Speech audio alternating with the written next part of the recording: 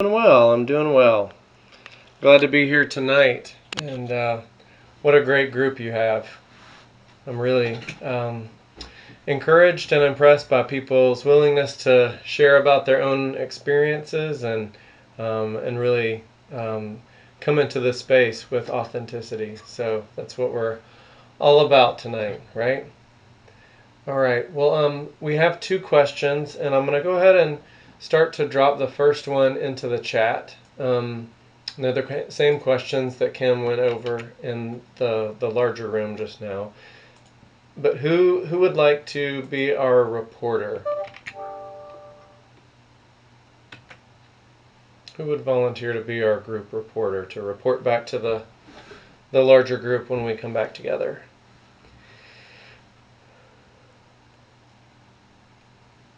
It's got to be somebody.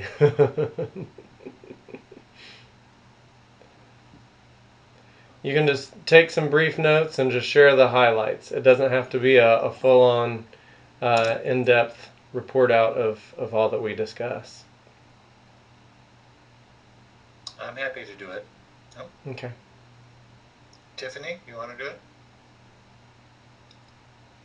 it? Sure. Okay. You want to do it, or you want me to do it? I think I heard your voice first. All right. Commissioner Alexander, you're up. All right, sounds good. Thank you. There will be many times throughout our work over the coming months for people to report out, so everybody will get a chance. All right, and I think, let me pull up my agenda here. Just want to give us a sense of how long we have. I think we have until about 8:15 or so for our breakout group. So we've got the better part of 30 minutes, about 25 minutes now. So we've got a good amount of time to have the conversation. Okay, sounds good. Okay, so our first question is, do you think a racial caste system exists in Brookhaven? And why or why not?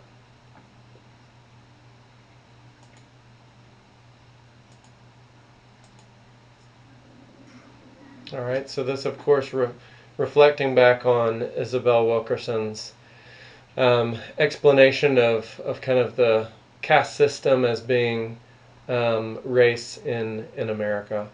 Aixa, do you want to share something?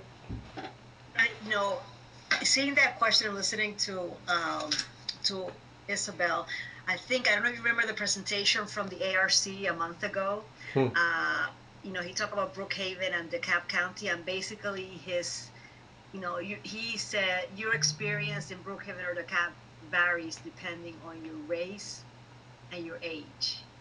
And all the piece of data that he kept showing us, it kept coming back to that. Depending on your race and your age, you're having a different experience as a resident of Brookhaven.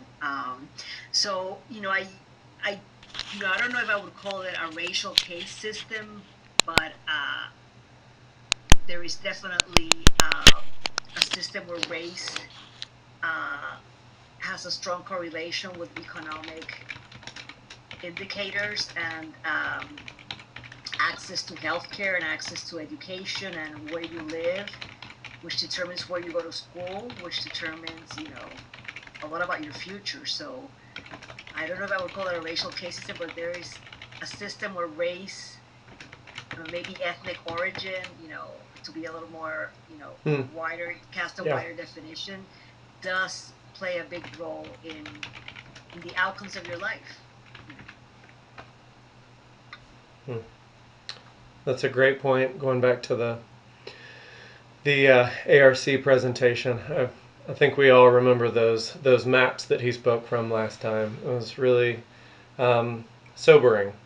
Yeah. Very powerful, his data. Yeah. Thank you for that. All right. What do others think? I think this is Kate. Hey, Kate. I think it does exist, and I say that because my daughter, I have a 10-year-old daughter, and she used to attend Ashford Park. and I felt like she's biracial, so I felt like we were treated differently because we were not like white. So to the point where I had to move her from Ashford Park and take her to a private school in Duluth, Hmm. and I mean, the school is an elementary school and she was in kindergarten. So I can definitely say that I experienced that. Hmm. Well, that's a powerful, um, powerful story. Thank you for And sharing. I have other people who are of different races who felt the same way. Hmm. Yeah. Yeah. So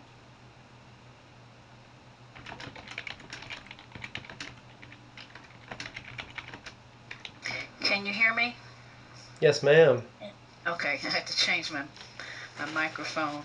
Um, I didn't hear all that you shared, Commissioner, but um, just in thinking of, and the art presentation was very impactful. I've been thinking about, I never really paid attention until I saw it, that there is no middle school in Brookhaven. So in thinking about the children going, kind of migrating out of the public school system in this, and this isn't what we're talking about, but bear with me for a second.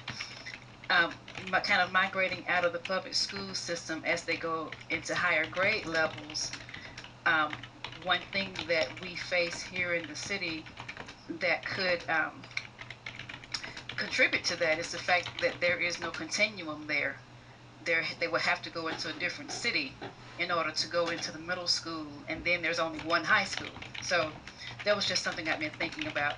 But as it pertains to the caste system, I would agree that I'm not sure that the caste system exists in Brookhaven, but um, there is definitely a wealth issue that is in the city. And in thinking about it, and I'm glad that the presentation was shared tonight about Linwood Park. I am a fifth generation resident of Linwood Park. So Hmm. I've seen the transition from when my grandparents were here, and how gentrification happened to them, and a community of people were displaced based on wealth and their ability to stay here or to not stay here. The property taxes, the increase in property taxes with going from, I'll call them bungalow style homes, to then having your neighbor in a $500,000 house. You can just imagine what happened to the property taxes. And many of them lost their homes due to that. So I think that wealth is definitely, if wealth would be part of the caste system, then yes, it definitely exists in Brookhaven. We don't have a uh, uh, large, we're not noted for having affordable housing in the city, and I think that that's a big issue right now. So yeah, so again, if wealth is part of the caste system, then yes, I think it does exist. Um, but if it's not, then um, maybe maybe it doesn't exist in Brookhaven. Hmm.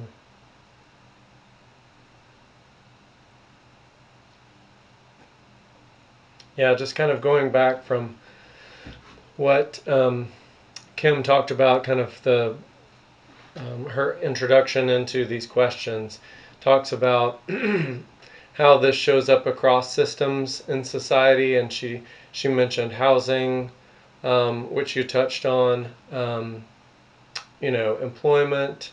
I would say education as well. To your story, Kate, and then the wealth gap between race or ethnic groups as well. So I think that that's at least kind of a leading indicator there.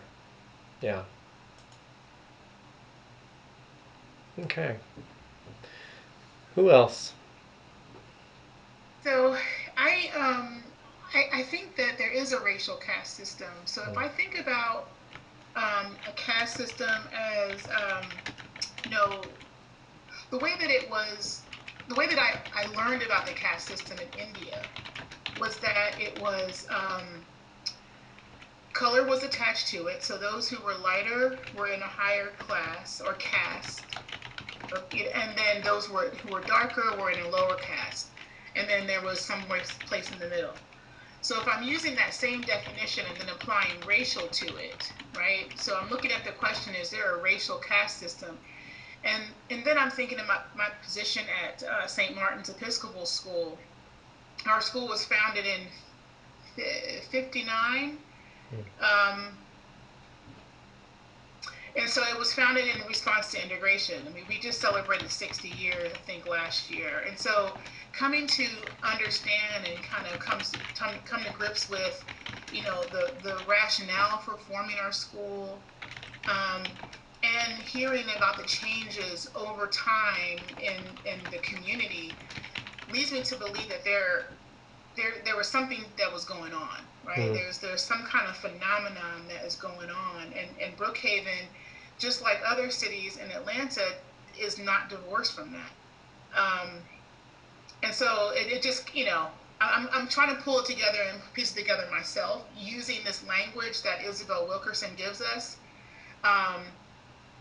But I am, sitting at the table at St. Martin's at the admissions desks and being a part of so many different decisions that are made for our school, which sits, right in the center of Brookhaven. We get kids from Asher Park and Montgomery, and they want to apply to come here. And as I'm also left, particularly in this period of COVID, when our applications are increasing, I have lots of feelings around what's happening to our public schools, what's happening when all of our kids leave. And I didn't think, Charlene, about having a middle school. It completely missed me that there's no middle school in Brookhaven. And so that means that the kids have to either leave Brookhaven, apply for private or independent education, and then deal with the consequences that come with that choice. And so I think that I'm making all of these decisions, and even understanding who can be a part of those decisions is very caste-like. It's very caste-like. Our financial aid budget is abysmal. And so that means that students that are coming to St. Martin's are paying a great deal of money. And that means something, right? That tells me something. Yeah. If you go to Brookhaven, you go to, I think it's District 4, you go along Buford Highway, when you look at the population there, it's mostly Hispanic, and there's also it correlates with other indicators like poverty and income and affordable housing. That 30%, are you paying more than 30% of your income in housing? So I think, again, there's some kind of system that Hispanics consider themselves. Hispanic is an ethnicity, not a race.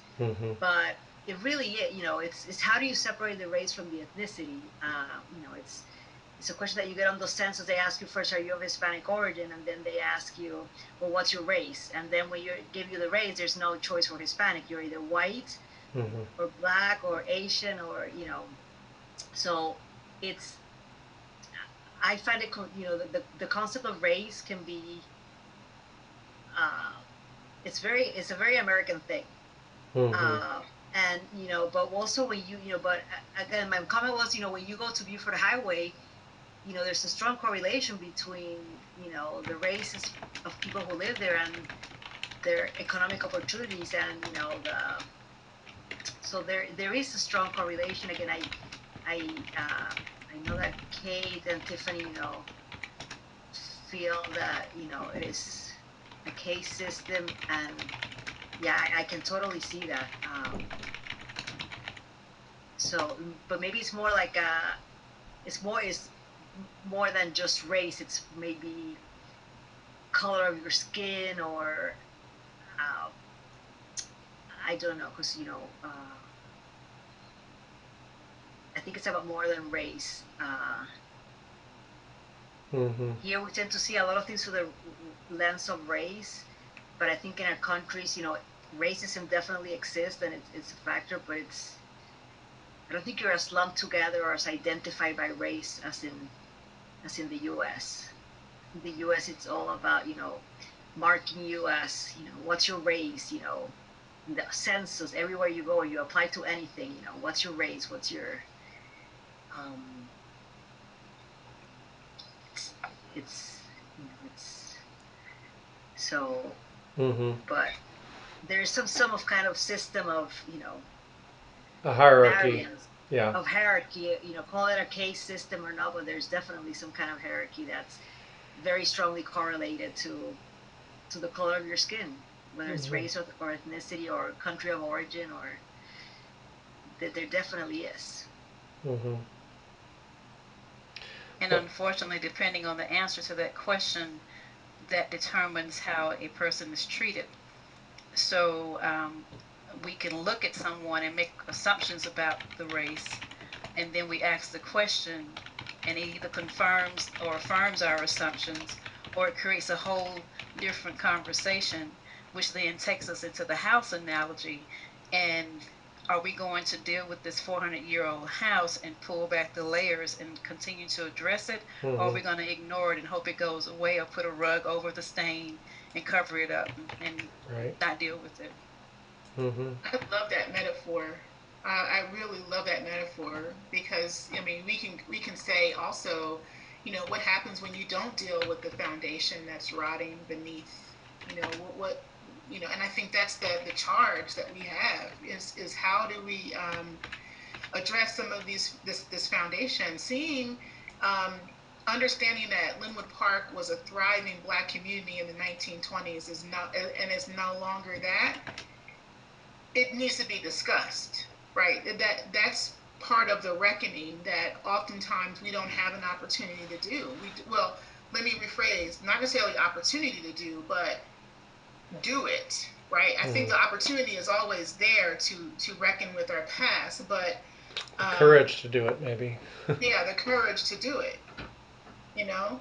Um, and so when I was first, the announcement of the Social Justice Commission came, I think, almost in the same week as the designation of Linwood Park's historic designation. And I'm probably saying that wrong, but I found that to be, I was like, look at this important work that's in front of us, um, and how exciting it is to bring justice back. I mean, that's because I was not aware of that. I work at this school, and we were not aware, and so it's so important for the school to also understand, and any institution that serves people from Brookhaven to understand where we were, and then also how do we interrupt some of these systems, because we can do it. I think we can do it, but it's first reckoning and understanding where we've been, and that if we're going to continue to build programs or schools or businesses on top of ground that we haven't even acknowledged where it comes from, is problematic. Across the street from our school is the Peachtree Golf Club. And my head of school asked me one day, can you, I mean, we knew the history, kind of knew the history, but I went over to the Atlanta History Center to dig up some history on the Atlanta Golf Club, and I was aghast. Mm. It's literally a former plantation, and Wow.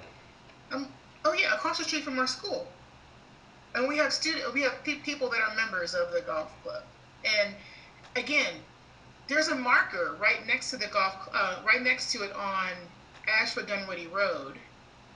If you're, and it's at the corner, and it can easily be missed. And I've driven past it like a million times, and it just so happened that I happened to be stopped, and I looked up. I was like, it's a historic marker that's indicating, the land that I am on at that moment. And I can tell you that I would say 99% of the employees and the parents have no idea about the history of Brookhaven Mm. and no idea what happened literally a stone's throw from our school. Yeah. and it's a privilege. It's an unearned privilege that we have to be that ignorant. And I think that, when you begin to pull the shades back and or the carpets back, then we have to contend with the feelings that we have when that action happens. And I think that is also um, an important endeavor, right? Mm-hmm. Yeah. And I think that this is answering the second part of what we're to focus on during this breakout. Yeah. What will the commission's charge be? We've Mm-hmm. got to keep talking about it. And I think I mentioned in our first meeting, my statement was we have to be comfortable with being uncomfortable. Mm-hmm. And that's really where we are.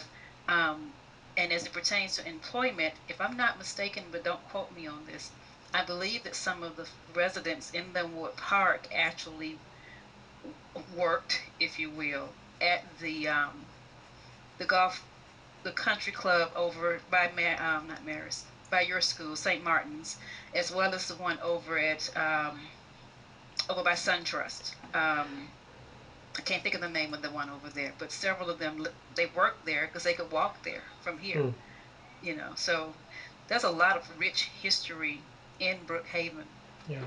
um, and the Linwood Park residents contributed to a lot of that. And I just think that again, what we as a commission um, should do or hope to come out of this is to keep the dialogues going. Um, we're not going to be able to solve all the world's ills, but knowledge is power, and it puts the ball in people's courts to then do something with the information. But so many people, as you were saying, Tiffany, had never heard the story about the country club over there, as well as about Linwood Park. Many people didn't know that this was the oldest black community in DeKalb in the county, until we started talking about it, and then we started receiving. But we don't want to go back 400 years and talk about that. Mm-hmm. So Yeah. let's keep it moving forward. Well, thank you, Charlene, for helping us kind of segue into our next question. And I think if we're ending at 8:15, we've got about 6 minutes left. So I'd love if everybody could maybe share kind of their top couple of thoughts about how we ensure that the Commission's recommendations acknowledge and address issues of, I'll say, race/ethnicity and class and caste. Sorry. How do we ensure the Commission's recommendations acknowledge these things?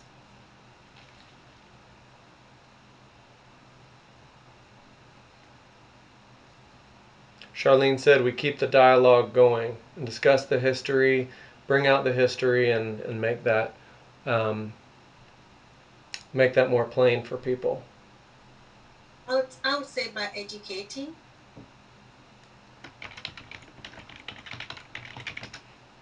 Educating. Can you tell me more? Yeah, I think by educating people, because I think many people, they don't know much about, like how the caste system and how what's happening, how it affects them. Mm. They're like, okay, you know what, as long as I'm good to people, I don't treat anyone unfairly, they don't feel the need to, they think it doesn't affect them, Mm. but I think racism affects everyone. Right. It affects both non-white people. So I think by people knowing that, hey, you know what, I can ask questions and learn more about the area I live in, then I can be able to make more better informed decisions.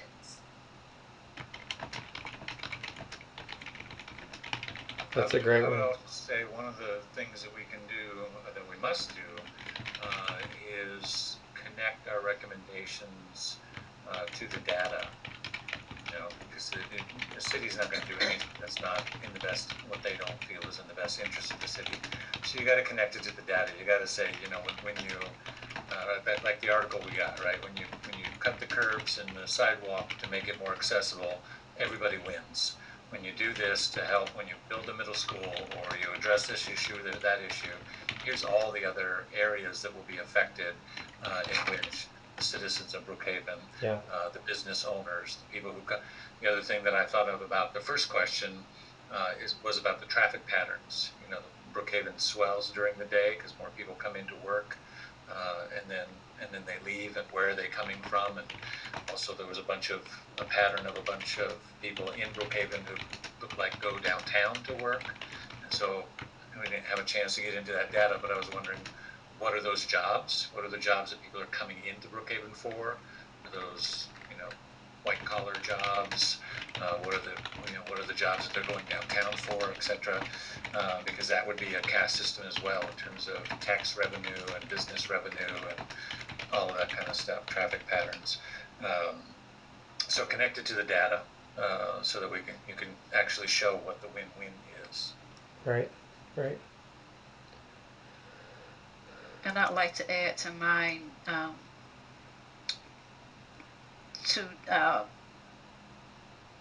in addressing the issues, to I'm thinking about personalities, and I'm trying to find a way to say that this commission's work isn't tied to personalities or appeasing. It's really tied to education. It's tied to data. It's tied to facts, and sometimes things are not addressed or acknowledged because we don't want to hurt somebody's feelings. We don't want to create that emotion in people. So I hope that that's part of what the commission will push through to do, because there's a way to have the conversation without offending someone, intentionally offending someone. That doesn't mean that someone might not be offended, but I just wanted to add that to mine. No, that's good. That's good to be bold, like you said, to be comfortable and with discomfort. In our last couple of minutes, I want to make sure that if Commissioner Kim or Commissioner Harrell, since you haven't had a chance to share so far, if there's something that you wanted to offer up in terms of the Commission's recommendations.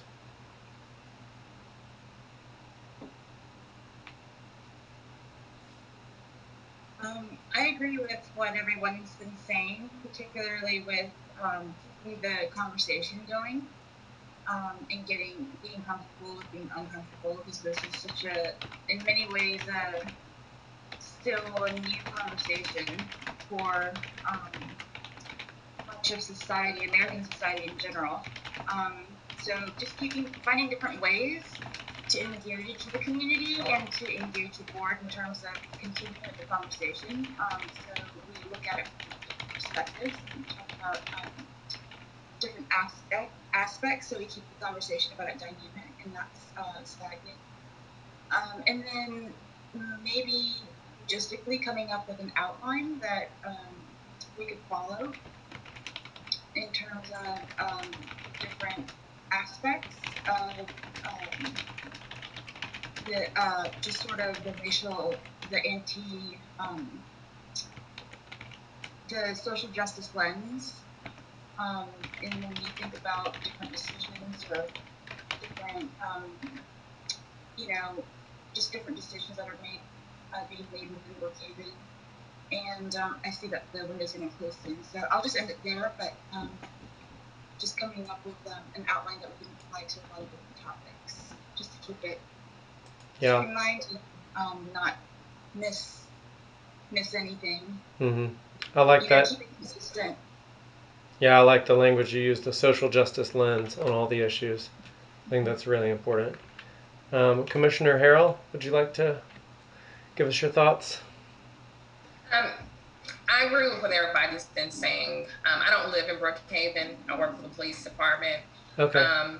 But David is correct. He's correct about the data and about it being in the best interest of the city as far as what the city is going to move on. And then just the open dialogue of conversation, I think, is very important as well.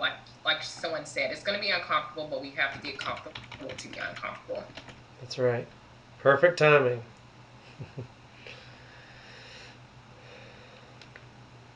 Another 30 minutes. Time goes so fast. We need 10 more minutes.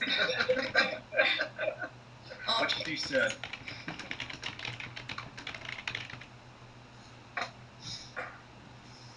Where did Kathy go? Kathy, where'd you go? Here I am. Oh, we voted when you were away. You During that quick beam me up. I don't even know. I'm ill prepared. All right, Commissioner Wells. So I don't know. Looks like we're waiting for a few more folks to come back in.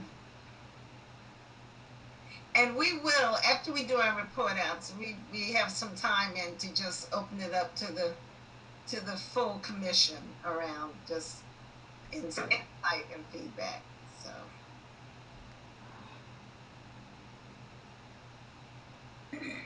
Everybody's back? Yes. Okay, great. Well, as Leslie indicated, and as we discussed it at the top, we're going to ask each recorder to share the highlights of their discussion for 2 minutes. And then, fortunately, we should have some time to hear any other points that are good for the whole tonight. So I was in group 1, so I at least know who the recorder was there. And so we'll start with group 1, and that was Karen, Commissioner Sheila. Okay, so bear with me, everybody. So the first question, do we think Brookhaven has a racial caste system? I think we were all in unanimous agreement. It exists everywhere. Linwood Park was a great example about that.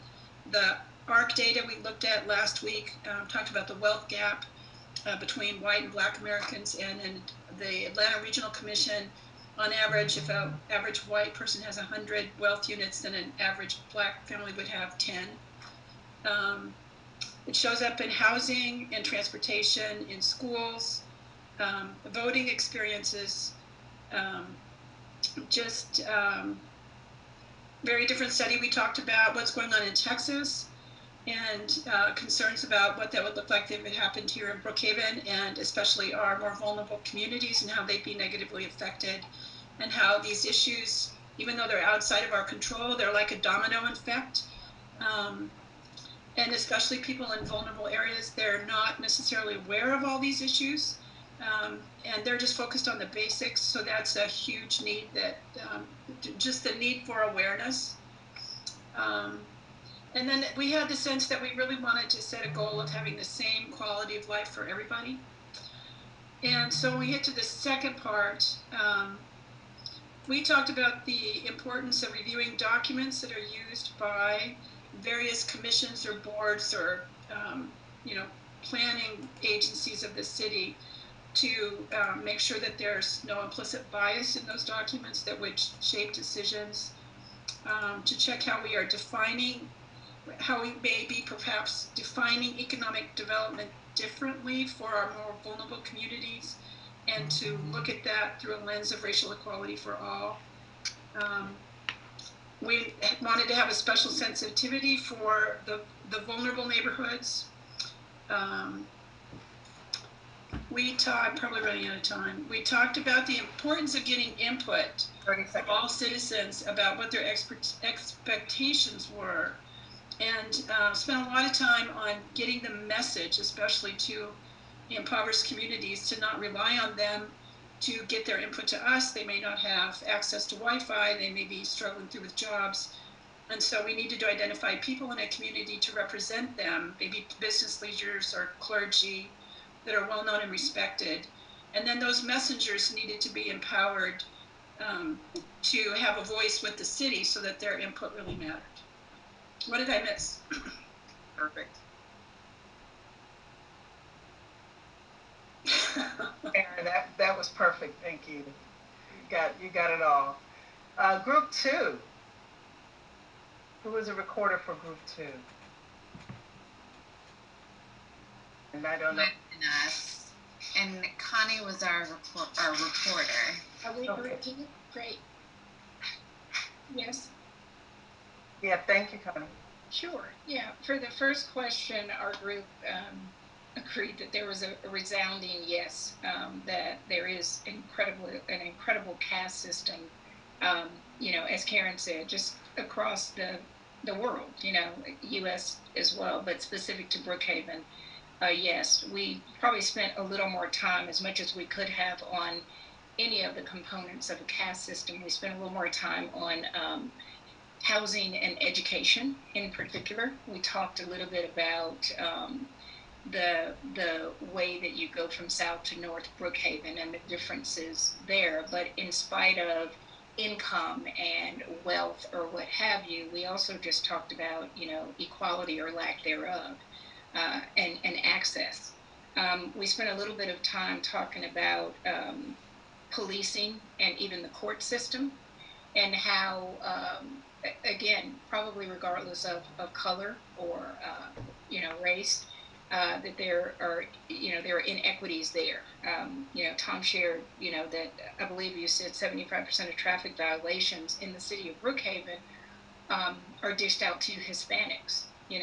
That's you think about it, if you just took that analogy to the world, and I don't want us to get stuck politically, but we know Barack Obama could not have gotten away with the same things that Trump's gotten away with. That's a part of the caste system. We talked about the fact that often diversity is invited and